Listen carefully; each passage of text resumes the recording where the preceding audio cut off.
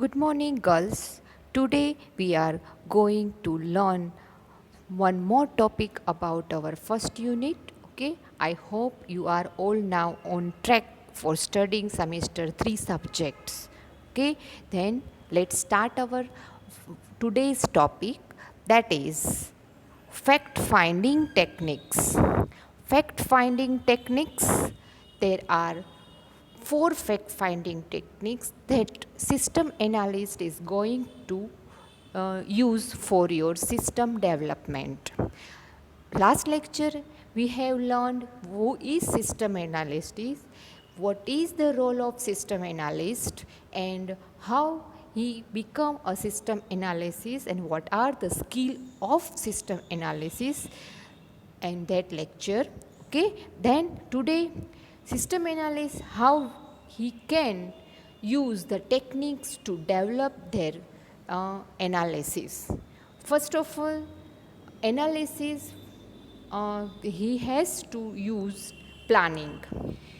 Informal perspectives, we have learned that informal perspectives and formal perspective. Informal perspectives, that is ideas, analysis, planning, and get on track. Okay, then formal processing perspectives, that is step by step all process are going on and all subsystems are going on, that is on paper views. And informal perspectives, that is we get idea from all our environment. So informal perspectives, that system, in that system analyst used fact finding techniques. How the techniques, that are there are four fact finding techniques: interviews, questionnaire, record views, and observation. Okay, same as તમને જે simple વેમાં સમજાવું એ કે system analyst છે એ જ્યારે basic idea એની પાસે આવે છે, પછી તે બધી ઇન્ફોર્મેશન ક્યાંથી, as a information analyst A information ક્યાંથી ભેગી કરશે, તો એના માટે એ અલગ અલગ ટેકનિક યુઝ કરે. એ અલગ અલગ ટેકનિક જે યુઝ કરે છે એને ફેક્ટ ફાઇન્ડિંગ ટેકનિક્સ કહે છે. એ ફેક્ટ ફાઇન્ડિંગ ટેકનિક્સમાં એ એક જ સબસિસ્ટમ ડેવલપ કરવા માટે એક કરતાં વધારે ફેક્ટ ફાઇન્ડિંગ ટેકનિક્સનો પણ યુઝ કરી શકે છે. તો that techniques we are going to learn today. Okay, so that first one is interviews. Interviews, that is, this method is used to collect information from where, okay, groups and or individuals. તો system analyst પહેલાં decide કરશે કે મારે interviews લેવા છે, તો એ interviews કેવી રીતે લઈશ. ગ્રુપમાં ઇન્ટરવ્યૂઝ લઈશ, પછી એમાંથી સિલેક્શન કરીશ, કે પછી ઇન્ડિવિજ્યુઅલ જ બધાને બોલાવીશ ને સિલેક્શન કરીશ. Okay, then he has to select the people. જો એને પીપલ ઇન્ડિવિજ્યુઅલ લેવાનું છે તો એને પીપલને સિલેક્ટ કરવાના થશે, અથવા તો એને ગ્રુપ બનાવવાનું છે, એને આખું ટીમ મેમ્બર્સ જ સિલેક્ટ કરવાના છે પોતાના સબસિસ્ટમ માટે, ગ્રુપ જ સિલેક્ટ કરવાનું છે, તો એ આખા ગ્રુપને સિલેક્ટ કરશે, અધરવાઇઝ એ ઇન્ડિવિડ્યુઅલ પર્સનને. તો that is second portion. First of all he has to decide, he has to select group or individual. Okay, then he select the peoples તે સિલેક્ટ કરશે, એટલે એના માટે ઇન્ટરવ્યૂઝ માટે કોલ લેટર બધાને આપશે, અથવા તો ઇન્ટરવ્યૂઝ માટે પહેલાં લોકોને એડ આપી અને લોકોને ઇન્ફોર્મ કરશે કે મારે આવા લોકોની જરૂર છે. ઓકે, તો એ ઇન્ટરવ્યૂઝ એડ આપવાની. Then after that select the people who are related with the system. પછી જે બધા ઇન્ટરવ્યૂઝ માટેનો એપ્લિકેશન્સ આવી હશે એમાંથી સિલેક્ટ કરશે કે મારે જે જોઈએ છે એ લોકો સબસિસ્ટમમાં જે કામ માટે પર્સન્સ જોઈએ છે એ પર્સન્સ કેવા છે, કઈ ટાઈપના છે, એ બધા લોકોને ત્યાં હું કોલ લેટર મોકલશે, પીપલ સિલેક્ટ થઈ જશે. Right, then analyst sits face to face. પછી એનાલિસ્ટ ફેસ ટુ ફેસ એમની સાથે બેસશે, એટલે કે ગ્રુપમાં હશે તો આખો ગ્રુપને બોલાવશે અને એની સામે એનાલિસ્ટ એની જે કાંઈ મેટર છે એ ડિસ્કસ કરશે અને એનું નોલેજ છે એ ચેક કરશે. Okay, then people record their perspectives, એના જે કાંઈ સ્કિલ્સ છે એ સ્કિલ્સને નોટ ડાઉન કરતા જશે, ફેસ ટુ ફેસ કરશે એના ઉપરથી. Okay, then interviewer must plan in advance for the type of questions that he or she has to ask and should be ready for answers any type of questions. હવે face to face આવશે એટલે એને કયા questions પૂછવા એ system એનાલિસ્ટે પહેલાં questions તૈયાર કરવાના, કારણ કે જે સિસ્ટમ માટે આપણે પર્સનને ઇન્ટરવ્યૂઝ હાયર કરવાના છે, પર્સન્સને એઝ એ એમ્પ્લોય આપણે સિલેક્ટ કરવાના છે, તો એ પર્સન પોતે પ્રોપરલી સ્કિલફુલ છે કે નહીં, તો એના માટે એના skill base questions, general questions, IQ questions, આ બધા counter questions face to face છે એ મૂકવાના છે. Okay, then interviewers should select suitable place and time પણ પ્રોપર એણે સિલેક્ટ કરવો જોઈએ, કારણ કે ગમે તે ટાઈમે ઇન્ટરવ્યૂઝ ના ગોઠવી શકાય. એટલે જનરલી તમે છાપામાં એડ આવતી હશે એમાં તમે જોઈ શકો કે ઇન્ટરવ્યૂઝ છે મોર્નિંગમાં 10 to 12, 10 to 1 એ ટાઈમ પીરિયડમાં જ ઇન્ટરવ્યૂઝ ગોઠવેલા હોય, ઓર ઇવનિંગમાં 4 to 6, 4 to 7ના ટાઈમ પીરિયડમાં જ ગોઠવેલા હોય. ઇમ્પ્રોપર છે ઇન શેડ્યુલ જે હોય એના સિવાયના ટાઈમમાં કે જે લોકો એ ડ્યુરેશનમાં જો એ જોબ કરતા હોય તો જોબ અવર્સ કમ્પ્લીટ કરીને પણ ઇન્ટરવ્યૂ આમાં આવી શકે.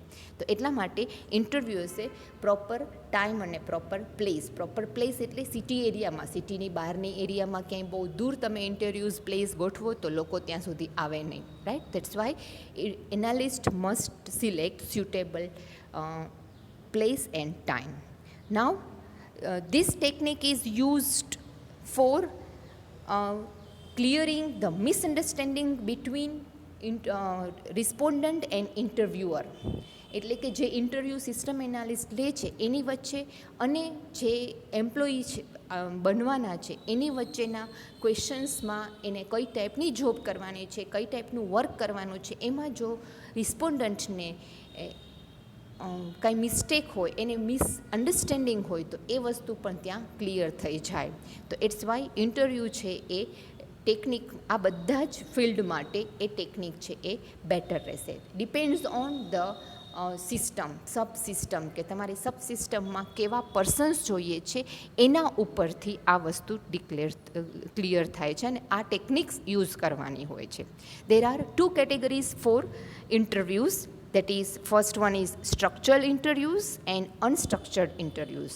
Structured interviews, that is formal interviews.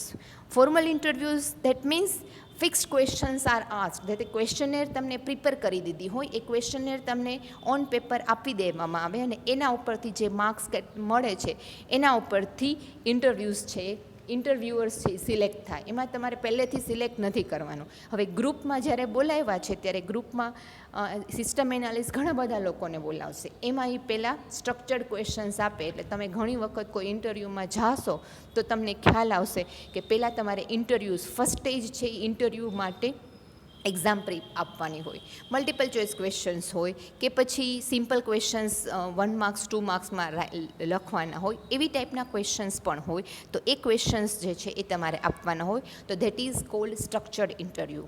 Structure ઇન્ટરવ્યૂમાં જે પાસ થઈ જાય એને તમે ફોર્મલ કેઝ્યુઅલ ઇન્ટરવ્યૂઝમાં બોલાવે.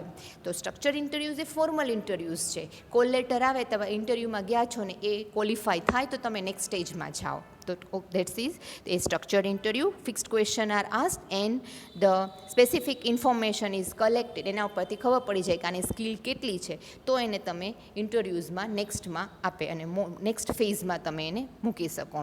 Unstructured, that is casual interviews. એમાં તમારા ટોપિકમાં તમને ડેપ્થમાં ક્વેશ્ચન પૂછવામાં આવે અને એ ટોપિકમાં તમે કેટલા ક્લિયર છો એ વસ્તુ એમાં મૂકવામાં આવે. તો એ અધર ઇન્ફોર્મેશન છે એ અનસ્ટ્રક્ચર્ડ ઇન્ટરવ્યૂથી ખબર પડે, એટલે એને કેઝ્યુઅલ ઇન્ટરવ્યૂઝ છે અને એ ફેસ ટુ ફેસ ઇન્ટરવ્યૂ હોઈ શકે. Okay, now first technique is clear for everyone, I think so. Now next is questionnaire. Questionnaire is a technique that is used to extract information from number of people. ઘણા બધા people પાસેથી એકી સાથે ક્વેશ્ચન્સને પૂછવામાં આવે અને એના ઉપરથી એનો એનાલિસિસ કરવામાં આવે, એનો ઓવરવ્યૂ કરવામાં આવે કે મોસ્ટ ઓફનો આન્સર શું છે. તો એવા માટે એવી જગ્યાએ જ્યારે માસમાં તમારે સિલેક્શન કરવાનું છે કે માસ ઓફ પીપલનો ઘણા બધા છે, એમાંથી તમારે કંઈ એનાલિસિસ કરવાનું છે તો ત્યારે ક્વેશ્ચનેર મૂકવાની હોય છે. આના માટે સિસ્ટમ એનાલિસ્ટ સ્કિલફુલ હોવું જોઈએ, કારણ કે ક્વેશ્ચન ટેકનોલોજી એની પાસે એવી પ્રોપર હોવી જોઈએ કે ક્વેશ્ચનેર એ પ્રોપર બનાવી શકે, ક્વેશ્ચનેર ઉપરથી એની શીટ બનાવીને એની એનાલિસિસ પ્રોપર કરી શકે, એની એક્સેલ શીટ બનાવી શકે. નંબર ઓફ પીપલ્સ ઘણા બધા છે એટલે ઇન્ડિવિજ્યુઅલ બધાને એ ચેક નહીં કરી શકે, તો એ ઇન્ડિવિજ્યુઅલ ચેક નહીં થાય તો કઈ ટેકનિકથી એ આખો માસને એ એક્સટ્રેક્ટ કરી શકે, એ બધી વસ્તુ માટે એને સ્કિલ હોવી જોઈએ. Right? So that's why a skillful analyst use this technology to gather or collect information from both large and small group of people.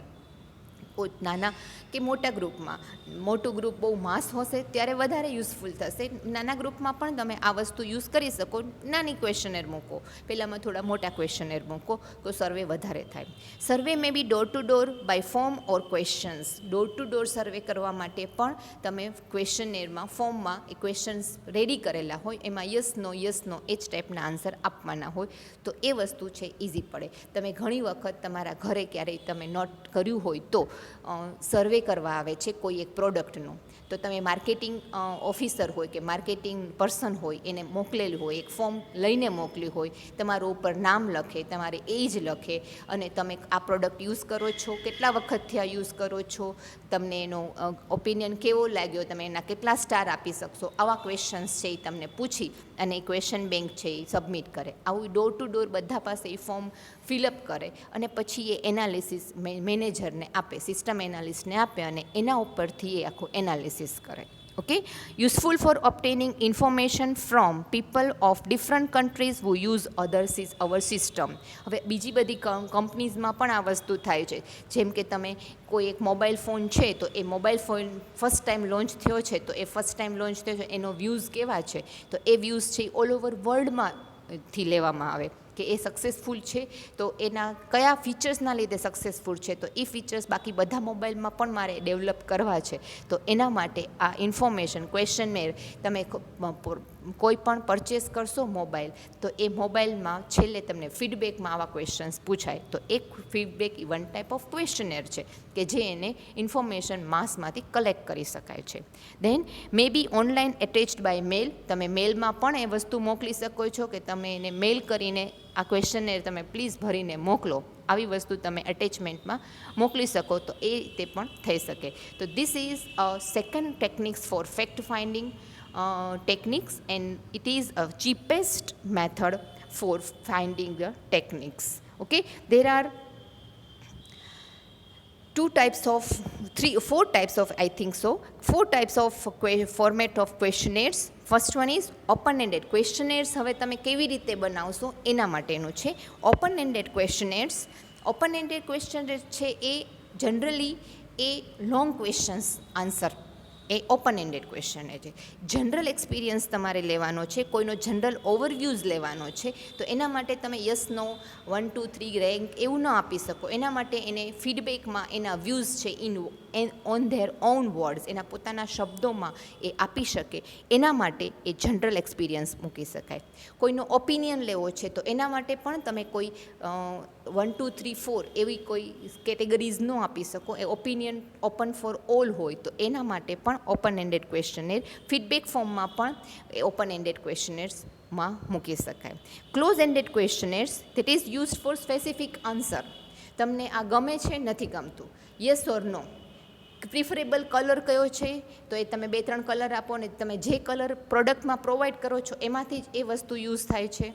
Right, money માટે કેટલાથી કેટલા લિમિટમાં તમે એ યુઝ કરશો કોઈ પણ પ્રોડક્ટ, તો એના માટે તો આ બધા સ્પેસિફિક આન્સર જોઈએ છે, તો એની રેન્જ સ્પેસિફિક જોઈએ છે, તો તમે રેન્જ આપી શકો અને એ રેન્જ એ સિલેક્ટ કરે, તો ધેટ આર ઇન ક્લોઝ. એટલે મલ્ટિપલ ચોઇસ ક્વેશ્ચન્સ જ્યાં હોય એને ક્લોઝ એન્ડેડ ક્વેશ્ચનેર્સ કહેવાય. ટેબ્યુલર ફોર્મેટ આન્સર્સ હોય, મલ્ટિપલ ચોઇસ આન્સર્સ હોય તો એ બધા ક્લોઝ એન્ડેડ ક્વેશ્ચનેર છે. ટેબ્યુલર ફોર્મેટમાં તમારે ખાલી ટીક જ કરવાનું હોય, તમને તમને આખું ટેબલ આપેલું હોય અને ઉપર ઇન્સ્ટ્રક્શન્સ આપેલી હોય કે આ પ્રોડક્ટ આ ફીચર્સ માટે તમે શું આપી શકો છો. 4 ઓપ્શન્સ છે, 4 ઓપ્શન્સમાંથી એક ઓપ્શન્સમાં તમારે એક બોક્સમાં એ ટિક કરવાનું છે, તો એ ટેબ્યુલર ફોર્મેટ થયું. અને મલ્ટિપલ ચોઇસ ક્વેશ્ચનમાં ABCD તમે જે કોઈ એક્ઝામમાં આન્સર્સ આપો છો એ એક્ઝામમાં જેવી રીતે એમ તમારે કોઈ એક આન્સર આપવાનો છે અને એનો જે કરેક્ટ આન્સર છે એ મેચ કરી એના આન્સર શીટ સાથે અને એના સ્કોર ઉપરથી બાકીની ક્વેશ્ચનેરના રિવ્યૂઝ છે એ ફાઇન કરી શકે. Okay, then next one is rating. આપણે ઘણી વખત કોઈ પણ એપ તમે મોબાઈલમાં યુઝ કરો છો ને, તો તમે ફર્સ્ટ ટાઈમ જ્યારે યુઝ કર્યો છે અથવા તો તમે એ કાંઈ યુઝ કરીને કોઈને એને શેર કર્યો છે, તો તમને ડાઉનલોડ કરીને એનો યુઝ કર્યો છે એમાંથી કોઈ એપનો, કોઈ તમારી પ્રોડક્ટનો કે કોઈ તમારી ફોર્મનો, PDFનો, આ બધું ડાઉનલોડ કરીને એના જોયું છે, તો તરત જ એ તમને રેટિંગ ફોર ધીસ વન એમાં તમને રેટ આપે છે. 5 સ્ટાર ને 3 સ્ટાર ને 4 સ્ટાર. તમે ઘણી બધી એપમાં, ઘણા બધા મૂવીઝમાં સ્ટાર્સ આપે છે, રિવ્યૂઝ આપે છે, તો are the rating choice. Okay, this is similar to multiple choice except that respondent may rate their satisfaction. તમારે ખાલી રેટ જ સિલેક્ટ કરવાનું છે, તો આ એ વન ટાઈપ ઓફ ક્વેશ્ચનર જ છે, એ ક્વેશ્ચનરના ટેકનિકના ફોર્મેટમાં જ આવે છે. Then ranking require respondent to priority their responses from high to low or a percentage basis. તમે રેન્ક આપો, રેટ ન આપો તો રેટ 1 2 3 4 5 રેટ સુધી આપેલું છે, તો એ દરેક રેટ માટે સ્પેસિફિક પર્સન્ટેજ પ્રી ડિફાઇન્ડ હોય. જ્યારે રેન્કિંગમાં પર્સન્ટેજ વાઇઝ તમે આને કેટલામો રેન્ક આપશો, તો એમાં રેન્કમાં તમને 1 to 6 આપેલા હોય, તો જસ્ટ લાઇક અ રેટ સ્ટારની જગ્યાએ તમે 1 2 3 4 નંબર આપો છો. That's are same. Okay, now next third technique, that is our record review. This process is performed at the beginning of the system study. આ સૌથી પહેલાં તમે ક્વેશ્ચનેર ઇન્ટરવ્યૂઝ ગોઠવો એ પહેલાં આ રેકોર્ડ રિવ્યૂ સિસ્ટમ એનાલિસ્ટ પોતે જ ચેક કરે છે. એના માટે એ શું કરે છે, તો કે એને જે ઓર્ગેનાઇઝેશન માટે, સિસ્ટમ માટે નવી સિસ્ટમ ડેવલપ કરવાની છે, તો અત્યારે રાઇટ નાઉ જે વર્કિંગ સિસ્ટમ ઓર્ગેનાઇઝેશનમાં છે એ સિસ્ટમને પહેલાં એને સમજવાની છે. તો એ સિસ્ટમ સમજવા માટે એ શું કરશે, તો કે એ આખા ઓર્ગેનાઇઝેશનનું સ્ટડી કરશે. ઓર્ગેનાઇઝેશનના બધા જૂના ડોક્યુમેન્ટ્સ છે એ મંગાવશે.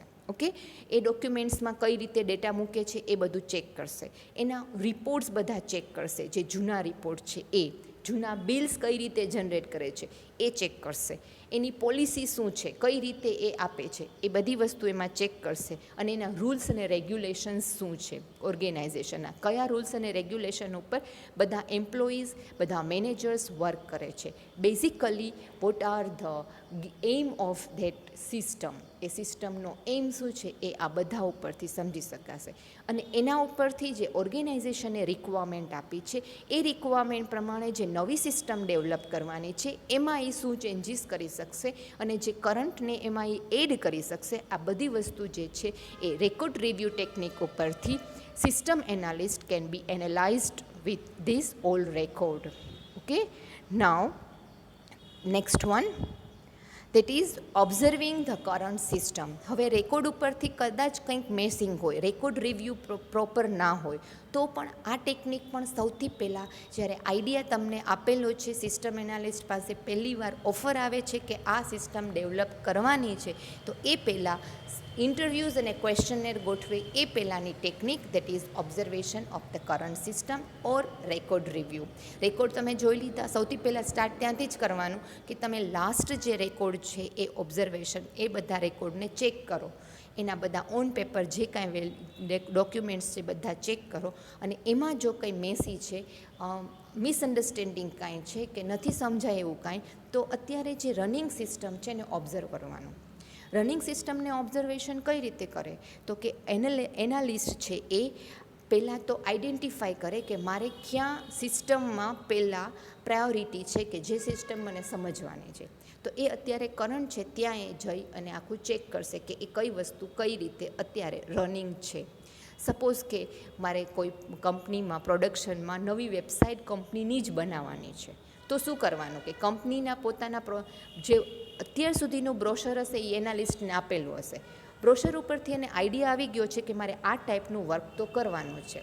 રાઈટ. બટ એ પ્રોડક્ટ કઈ રીતે બને છે, તો મારે મારા સિસ્ટમના વેબસાઇટમાં એમાં ઇમેજીસ પણ મૂકવાની રહેશે.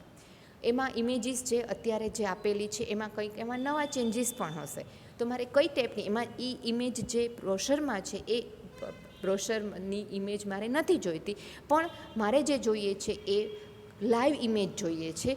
તો એના માટે એને કરંટ જે વર્કિંગ કન્ડિશન જે છે ઓર્ગેનાઇઝેશનનું જ્યાં મેન્યુફેક્ચરિંગ થાય છે, પ્રોડક્શન ડિપાર્ટમેન્ટ છે, ત્યાં સિસ્ટમ એનાલિસ્ટ જશે અને જે વર્કઆઉટ થાય છે એ વર્કઆઉટનું હોલ ડે ઓબ્ઝર્વેશન કરશે.